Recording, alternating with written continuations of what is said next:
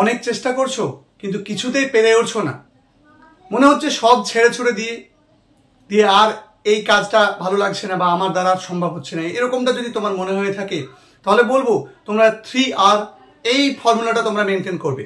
প্রথমত আর মানে হচ্ছে রেস্ট, অর্থাৎ তুমি যে কাজে জন্য লড়াই করছিলে, যে কাজের জন্য পরিশ্রম করছিলে, সে কাজ থেকে সাময়িকভাবে বিরতি নাও, রেস্ট নাও। তারপরে কিছু সময় পরে আবার সেই কাজের জন্য নিজেকে রিসেট করো, নিজেকে প্রস্তুত করো এবং পুরো প্ল্যানটাকে পুনরায় রিসেট করো।